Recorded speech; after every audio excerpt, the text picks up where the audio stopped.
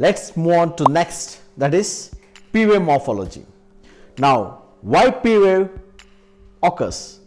P wave occurs mainly because of the atrial contraction.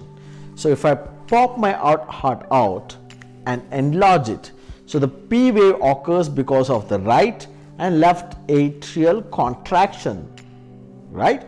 So that means we have right atria and left atria which contracts to form the PA wave.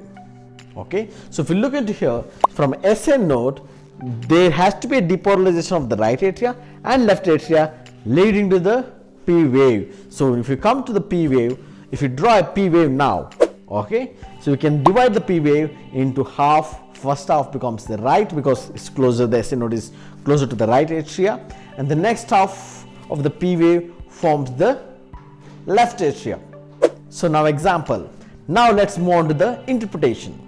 Okay, so in what happens in the P mitral, that means in the atria, this is the atria, right?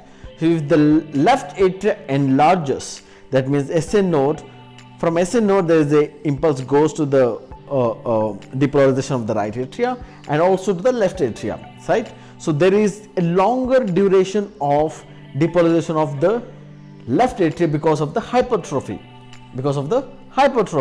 Now when it comes to depolarization occurrence of the P wave, so this is how the structure is. There is a normal P wave occurs first, half of it, because the right atria is normal. Because left atria is enlarged, abnormal, there's a bigger P wave.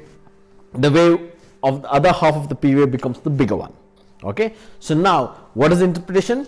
We have to see in the lead 2, okay, and the width of the P wave should be more around 3 and more than 3 boxes. Understand?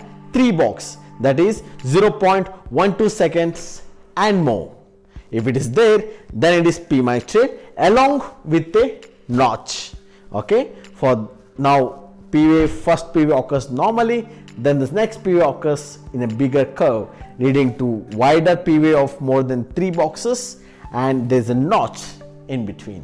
So that's what in the lead 2, which you have to see the lead strip, will give you the P mitral. Now moving on to the next, what if the right atria itself enlarged? So the time taken from the right atria to depolarize the right atria and left atria increases, leading to tall P wave, which occurs in P pulmonale. It's called as P pulmonale, may is pulmonary hypertension leading to right atrial hypertrophy. Okay, so now what is the interpretation? P pulmonale is mainly observed or not, mainly interpreted by looking to the again second lead ECG strip, and there is a tall P wave more than 2.5 box. If there is more than 2.5 box tall of P wave, which will lead to P pulmonale. So to summarize, we have 2 things. One is P mitral, another thing is P pulmonale.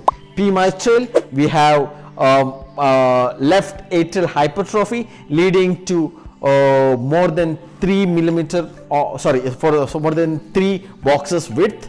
Okay, and there is a notch. And here in the lead 2, because of the right atrial hypertrophy, there is a tall P wave more than 2.5 boxes. That's it. Both are seen in lead 2. That's mainly for P wave. Now let's revise.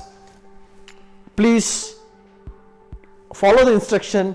Go along with me.